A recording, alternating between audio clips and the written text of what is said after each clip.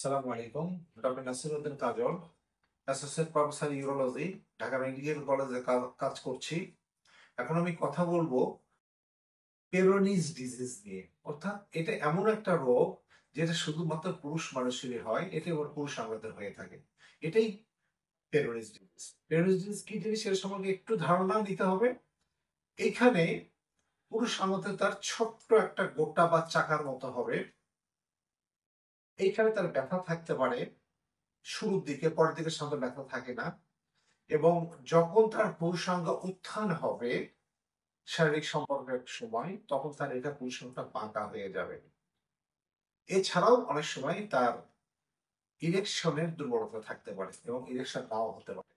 So এটা এমন একটা রোগ, এক বাক্যে বলতে গেলে পুরুষ মানুষের হবে, যেখানে পুরুষাঙ্গ একটা ছোট্ট একটা চাক্কা হবে এবং পুরুষাঙ্গ দাঁড়ানোর সময় যখন উত্থান হবে তখন এটার সাথে পুরুষাঙ্গ বাঁকা হবে এবং এটার কারণে অনেক সময় পুরুষের শারীরিক সম্পর্কে অক্ষমতা হয়ে থাকতে পারে।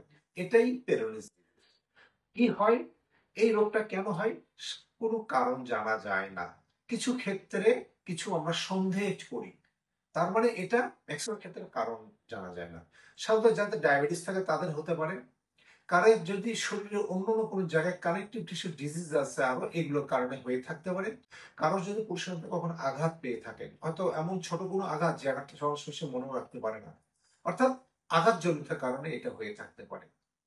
কমনলি এই কয়েকটা জিনিসের কারণে সাধারণত হয়ে থাকে। উপসর্গ বললাম, রুগী এসে প্রথমে বলবে তার হয়তো একটু ব্যথা থাকতে পারে শুরুর দিকে। সে বলবে আমার পুরুষের মধ্যে একটা ছোট্ট গোটা বা চাকা হয়েছে এবং যে এটা উত্থান জনিত, যখন উত্থানের সময় তখন এটার সাথে পুরুষটা বাঁকা হয়। যে কোনো দিকে হতে পারে, উপর দিকে, নিচের দিকে, ডান দিকে, বাম দিকে, যে কোনো দিকের সাথে বাঁকা হয়। এবং অনেক সময় তার পুরুষ তার ওয়াইফের সাথে তার শারীরিক সম্পর্কে অক্ষমতা চলে আসতে পারে। এই রুগীটা আমরা যদি দেখি, আমরা শারীরিক পরীক্ষা করে তার গোটলার যে চাকাটা হয়েছে এটা আমরা নিশ্চিত করি, তখন আমরা রোগীর কিছু পরীক্ষা করি। পরীক্ষা করে দেখি, আমরা রোগটা নিশ্চিত করি এবং কেন হয়েছে সেটা ফাইন্ড আউট করার চেষ্টা করি। সাধারণত যে পরীক্ষাগুলো আমরা করি, রোগীকে যেহেতু ডায়াবেটিসের কারণে হয়, ডায়াবেটিস পরীক্ষাটা করে দেখি আমরা। এছাড়াও তার পুরুষাঙ্গতে একটা আল্ট্রাসোনোগ্রাম করা হয়, তবে একটা স্পেশাল আল্ট্রাসোনোগ্রাম আছে, সেটা ডুপ্লেক্স স্টাডি।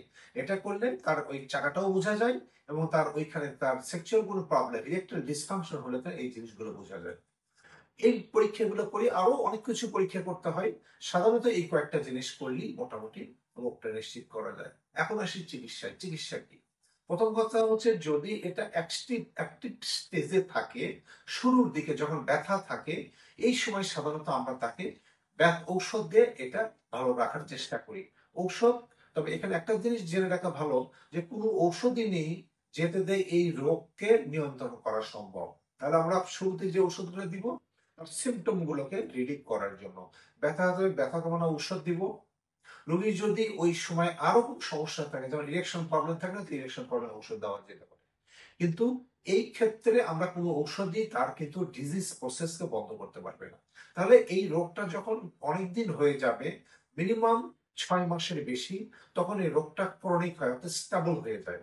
স্টেবল হয়ে গেলে তখন সাধারণত ব্যথাটা কমে যায়, তার গোটা বা চাকাটা আরো একটু ম্যাচিউরড হয়, আরো একটু বড় হয়, ক্লিয়ার বোঝা যায় এবং পুরুষাঙ্গ যখন দাঁড়ায় তখন আরো বাঁকা বেশি হয়। এবং এইরকম স্টেজে এসে রোগীরা কমপ্লেন করে তার ইরেকশন ঠিক মতো হচ্ছে না, বা ইরেকশন হলেও সে ধরে রাখতে পারে না, এটা ইরেকটাইল ডিসফাংশন। এই প্রবলেম যদি হয়, তাহলে রোগীকে সাধারণত আমরা অপারেশন করি, অর্থাৎ এখানে ঔষধের কোনো রোল নেই। যখন পুরুষাঙ্গ বাঁকা হবে এবং 6 মাসের বেশি হয়ে যাবে, তখন অবশ্যই তাকে চিকিৎসা পেতে গেলে অপারেশন করতে হবে। এই অপারেশনটা বিভিন্ন ধরনের অপারেশন আছে।